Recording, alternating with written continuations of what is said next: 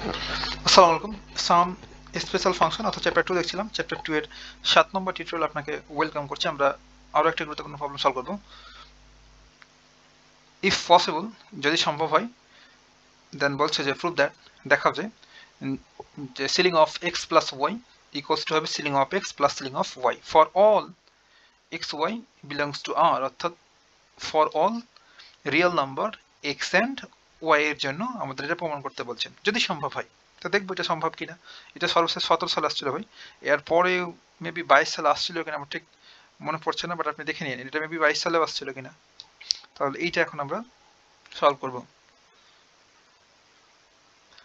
যেহেতু আমাদের বলে দিচ্ছে ফর অল রিয়েল নাম্বার, সেহেতু আমরা এক্স এর ভ্যালু আর ওয়াই এর ভ্যালু রিয়েল নাম্বার চুজ করব। ধরে নিই, লেট ধরি এক্স ইকুয়ালস টু একটা রিয়েল নাম্বার নেব, জাস্ট রিয়েল নাম্বার নিলাম হাফ।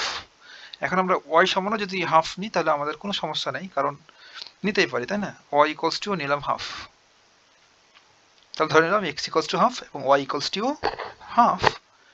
দেন আমরা জাস্ট এখানে বসে দেবো লেফট সাইডে। তাহলে আমরা জাস্ট ফিগারটা যদি লিখি, যেটা আমাদের দেওয়া আছে ইকুয়েশনটা, এই টোটালটা যদি একটু এখানে লিখি, তাহলে গিভেন আমাদের দেওয়া আছে X plus Y, ceiling of X plus Y equals to ceiling of X plus ceiling of Y. এইটা তো আমাদের দেওয়া আছে, তাই না?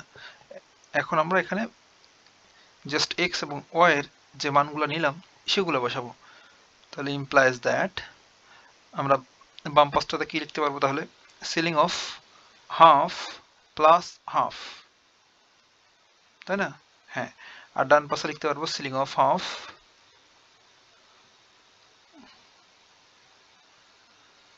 Plus ceiling of half. যেহেতু এক্স সমানও আমরা হাফ নিয়েছি, ওয়াই সমানও হাফ নিয়েছি, তাহলে এই পরের লাইনে কি হবে, হাফ এবং হাফ, তাহলে 1, তাহলে 1 সিলিং অফ 1 ইকুয়ালস টু, আর ডান পাশটাতে আমরা যদি এই লাইনটা না বাড়ায় একবারই ক্যালকুলেশন করে ফেলতে পারি। দেখেন তো, তাহলে হাফ প্লাস হাফ সমান কত হলো 1। 1 একটা ইন্টিজার না ভাই, সিলিং অফ 1।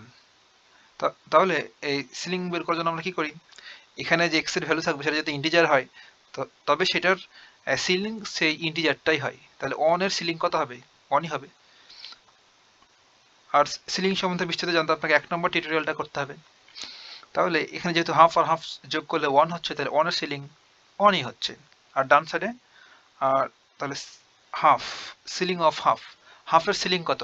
আমরা যখন সিলিং বের করি তখন ফার্স্ট চেক করি যে এখানে যে এক্স এর ভ্যালুটা আমাদের দেওয়া আছে, এক্স এর ভ্যালু এখানে হাফ, এটা কি ইন্টিজার? এটা ইন্টিজার না। এখন সিলিং বের করি তখন আমরা দেখি যে হাফের চাইতে বড় ইন্টিজারটা, হাফের চাইতে বড় বাট হাফের কাছাকাছি। হাফের চাইতে বড় ইন্টিজার কি ভাই? ডেফিনেটলি 1।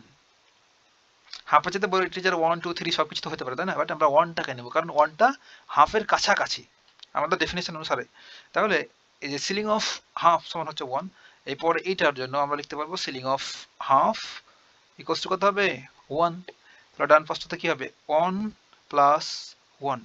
তাহলে ইমপ্লাইজ দ্যাট আমরা লিখতে পারবো বাম পাশে হচ্ছে 1 আর ডান পাশে 2।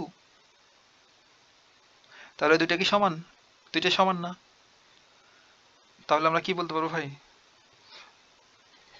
তাহলে এখন আমরা বলে দেবো যে লেফট সাইড এবং রাইট সাইড সমান না, নট ইকুয়াল টু। তাহলে left side not equals to right side. তাহলে therefore আমরা বলে দেব therefore ceiling of x plus y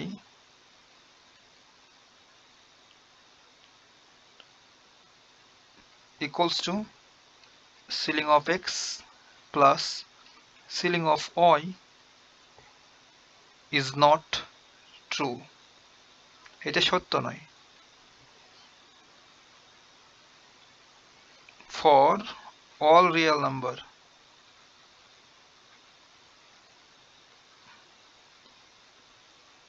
কিংবা আপনি এই যে ফর অল রিয়েল নাম্বার না লিখে জাস্ট এই সিম্বল ইউজ করতে পারেন, for all real number x, y belongs to r. That's it ভাই, কথা হবে নেক্সট টিউটোরিয়ালে নতুন কোনো প্রবলেম নিয়ে।